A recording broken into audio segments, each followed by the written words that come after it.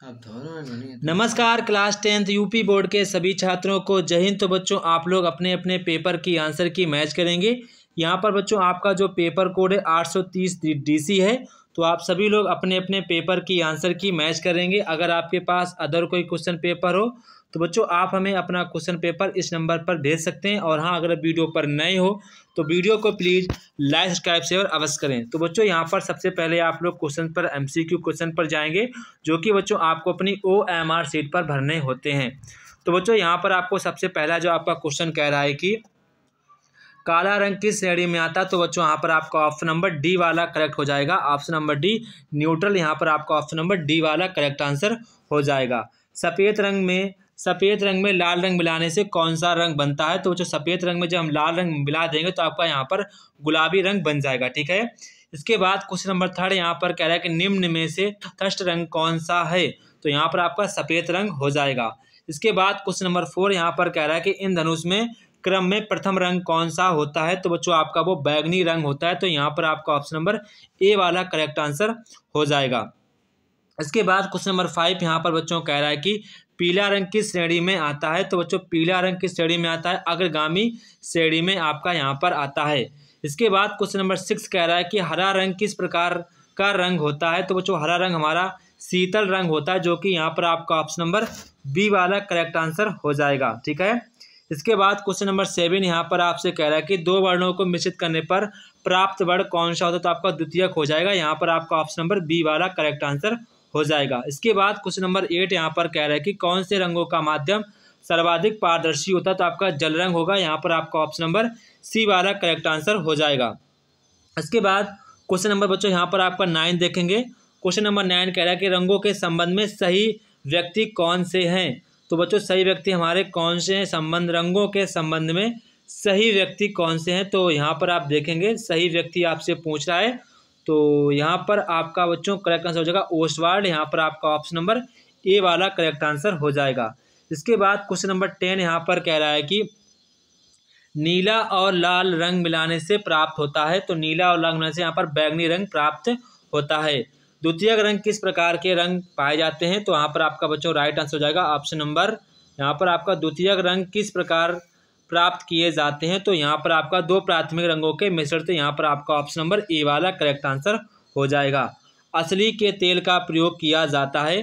तो बच्चों यहाँ पर आपका ऑप्शन नंबर हो जल रंग के लिए। ठीक है। क्वेश्चन नंबर 13 कह रहा है कि यहाँ पर ईजल का प्रयोग किया जाता है। तो ईजल का प्रयोग कहाँ पर किया जाता है, चित्रकारी में किया जाता है। काला व सफ़ेद रंग किस श्रेणी में आते हैं। तो काला व सफ़ेद हमारे प्राथमिक श्रेणी में आते हैं। किस नंबर की पेंसिल से खींची गई रेखा सदैव डार्क होती है। तो यहाँ पर आपकी 2B वाला ऑप्शन नंबर बी वाला करेक्ट आंसर हो जाएगा। इसके बाद यहाँ पर आप नेक्स्ट क्वेश्चन देखेंगे। क्वेश्चन नंबर 16 कह रहा है कि शीघ्रता से पाया जाने वाला रेखांकन कहलाता है। तो आपका स्केच कहलाता है। यहाँ पर आपका ऑप्शन नंबर सी वाला करेक्ट आंसर हो जाएगा। अजंता की गुफाएं कहाँ पर स्थित हैं। तो जो अजंता की गुफाएं हमारी महाराष्ट्र में। तो यहाँ पर आपका ऑप्शन नंबर सी वाला करेक्ट आंसर हो जाएगा।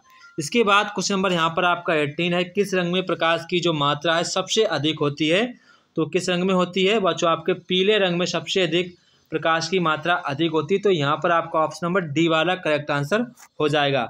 रौद्र रस का वर्ण निम्न में से कौन सा, तो आपका लाल हो जाएगा। यहाँ पर आपका ऑप्शन नंबर सी वाला करेक्ट आंसर हो जाएगा। इसके बाद यहाँ पर आपका क्वेश्चन नंबर 20 आता है, निम्न में से कौन सी पेंसिल हार्ड होती है।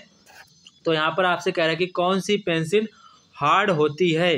तो यहाँ पर आपसे हार्ड पूछी गई। तो यहाँ पर आपका ऑप्शन नंबर 2A, यहाँ पर आपका ऑप्शन नंबर ए वाला करेक्ट आंसर हो जाएगा। इसके बाद बच्चों यहाँ पर आपसे प्राथमिक कला से क्वेश्चन पूछे गए थे। तो यहाँ पर आपका पहला क्वेश्चन है कि निम्न में से कौन सा अधिक कोण नहीं है। तो यहाँ पर आपका 180 जो कि बच्चों हमारा रिजिड कोण या फिर कह सकते हैं सरल कोण हमारा ये कहलाता है। इसके बाद 60 अंश के प्रत्येक कोणों से बने त्रिभुज को क्या कहते हैं। तो इसको हम लोग समबाहु त्रिभुज कहते हैं। अजंता की गुफाएं कहाँ पर स्थित हैं आप बता चुके हैं, ये फिर से रिपीट हो गया है। ठीक है। तो उस पर आप नीचे आ जाएंगे। यहाँ पर आपसे कह रहे हैं कि 1 मीटर में कितने सेंटीमीटर, 100 सेंटीमीटर होते हैं। इसके बाद यहाँ पर कह रहे हैं आयत की दो संलग्न भुजाओं के मध्य में कितने अंश का कोण बनता है। तो वो बच्चा बनता है हमारे 90 अंश का कोण बनता है। समकोण अंश कितने अंश का होता है। तो आपका 90 डिग्री का होता है, जो कि यहाँ पर आपका ऑप्शन नंबर डी वाला करेक्ट आंसर हो जाएगा। इसके बाद क्वेश्चन नंबर 6 कह रहा है कि दो बिंदुओं को मिलाने से निर्माण होता है। तो बच्चों यहाँ पर दो बिंदुओं से ना तो रेखा बनती है, क्योंकि दो बिंदुओं को मिलाने से बच्चों रेखाखंड का निर्माण होता है। तो यहाँ पर आपका उत्तर हो जाएगा ऑप्शन नंबर डी वाला करेक्ट आंसर हो जाएगा। हो सकता है कई बच्चों ने यहाँ पर रेखा लगाया हो, पर रेखा बच्चों कोई दो बिंदुओं से मिलकर नहीं बनती है, दो बिंदुओं से रेखाखंड का निर्माण होता है। तो यहाँ पर आपका ऑप्शन नंबर डी वाला करेक्ट आंसर हो जाएगा। समबाहु त्रिभुज की भुजाएं होती हैं, तो जो समबाहु त्रिभुज की भुजाएं सभी आपस में बराबर होती हैं।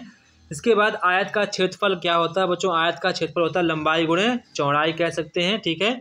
तो यहाँ पर आपकी ऊंचाई तो होगी नहीं, तो आधार गुणे ऊंचाई भी कह सकते हैं। तो यहाँ पर आपका ऑप्शन नंबर ए वाला करेक्ट आंसर हो जाएगा, ठीक है। अगर देखो बच्चों यहाँ पर डाउट ये है क्योंकि हम चौड़ाई को ऊंचाई मान सकते हैं भी नहीं भी मान सकते हैं। तो आप अगर आपने यहाँ पर ए लगाया तो भी आपका सही माना जाएगा, अगर आपने डी लगाया तो भी आपका सही ही माना जाएगा, ठीक है। इसके बाद वृत्त की परिधि का आंशिक भाग को क्या कहते हैं? बच्चों आंशिक भाग को क्या कहते हैं? उसको हम लोग चाप कहते हैं। इसके बाद क्षेत्रफल को किस इकाई में नापा जाता है? तो क्षेत्रफल को बच्चों यहाँ पर वर्ग मीटर की इकाई में नापा जाता है। व्यास त्रिज्या से कितने गुना होती है? तो 2 गुना होती है।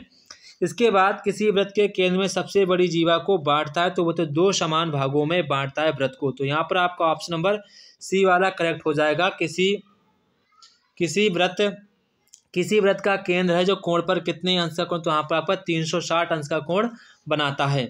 इसके बाद यहाँ पर क्वेश्चन नंबर 14 कह रहा है कि 4 रेखाओं से घिरी आकृति को क्या कहते हैं? तो आपका यहाँ पर ऑप्शन नंबर सी वाला करेक्ट आंसर हो जाएगा। किसी संपूर्ण कोण का यहाँ पर कितना मान? तो आपका 360 हो जाएगा। ओष्ठवाल चक्र में कितने रंग होते हैं? तो 8 होते हैं, ठीक है। इसके बाद यहाँ पर कह रहा है कि 180 अंश से कोण को क्या कहते हैं? उसको यहाँ पर आपका ऑप्शन नंबर ए वाला करेक्ट हो जाएगा। निम्न में से कौन सी आकृति विलोम है, मतलब कि कौन सी आकृति यहाँ पर आपकी उल्टी आकृति है? तो यहाँ पर आपका ऑप्शन नंबर बी हो जाएगा। एक वृत्त में कितने केंद्र हो सकते हैं? तो यहाँ पर आपका ऑप्शन नंबर ए वाला करेक्ट आंसर हो जाएगा। इसके बाद यहाँ पर आपका कह रहा है कि निम्न में से कौन सा न्यून कोण है? तो यहाँ पर आपका ऑप्शन नंबर ए वाला करेक्ट आंसर हो जाएगा। तो बच्चों यहाँ पर आपको प्राथमिक कला हो चुकी है, यहाँ पर आपने आलेखन बनाए होंगे। इसके बाद हो सकता है आपने किसी ने ज्यामिति वगैरह बनाई हो, तो आप मुझे कमेंट बॉक्स में कमेंट करके बताएंगे कि आपने पेपर में क्या बनाया है, ज्यामिति बनाई है या फिर आलेखन बनाया है, ठीक है बच्चों। आप सभी लोग मुझे कमेंट बॉक्स में कमेंट करके बताएंगे। जय हिंद बच्चों, फिर मिलते हैं अपने नेक्स्ट वीडियो में। अगर बच्चों आप लोग वीडियो पर नए हो तो वीडियो को प्लीज़ सब्सक्राइब और लाइक शेयर अवश्य करें और अपने नेक्स्ट पेपर की तैयारी में लग जाएं। जय हिंद बच्चों, फिर मिलते हैं अपने नेक्स्ट वीडियो में।